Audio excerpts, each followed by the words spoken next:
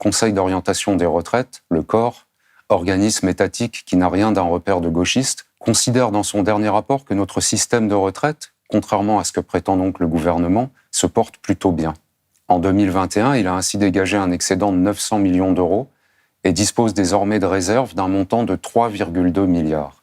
Et s'il est vrai que son solde global risque éventuellement de se dégrader après 2023, ce n'est que faiblement et de manière contrôlée. Selon le Conseil d'orientation des retraites, qui pronostique de toute façon un retour à l'équilibre après 2030. Surtout, le COR explique dans son rapport que ces analyses ne valident pas le bien fondé des discours qui mettent en avant l'idée d'une dynamique non contrôlée des dépenses de retraite. L'affirmation de Gabriel Attal selon laquelle, sans réforme, il y aura 500 milliards d'euros de dettes supplémentaires sur 25 ans est donc complètement inexacte et, à vrai dire, complètement délirante. Mais pour finir, imaginons, juste pour la beauté de l'exercice, et en reprécisant bien que ce n'est pas du tout le cas, que ce ministre dise la vérité. Imaginons que notre système de retraite creuse effectivement un déficit de plusieurs centaines de milliards d'euros dans les finances publiques. Est-ce que le seul moyen d'éviter cette issue est de procéder à une réforme extraordinairement brutale ? Évidemment pas.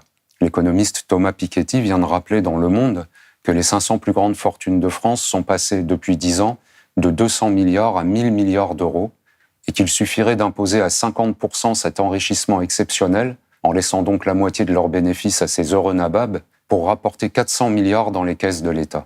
C'est-à-dire grosso modo la somme dont Gabriel Attal soutient qu'elle est nécessaire au maintien du système de retraite. Simple, basique.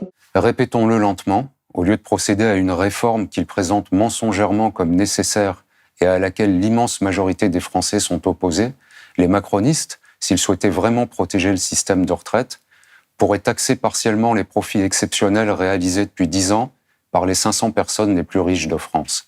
On a l'impression qu'aujourd'hui, augmenter l'impôt sur soit les grandes fortunes, soit les grands revenus, ou les deux à la fois d'ailleurs, ce serait inédit, mais il faut se rappeler que même dans l'Amérique républicaine de Roosevelt, les taux d'imposition sur les plus hauts revenus étaient au-delà de 90%, et les choses fonctionnaient très bien.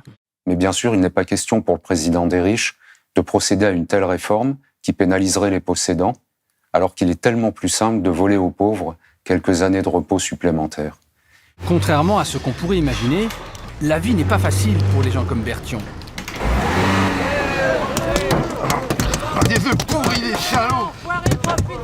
Ce qu'on reproche à Berthion, toucher une retraite à taux plein. Ici, ça pardonne pas. Tout plein va. Depuis la nouvelle loi Micron sur les retraites, toucher une retraite à taux plein devient compliqué, voire suspect. Les salauds des chaussures neuves. Très belle et très bonne année quand même, à toutes et à tous.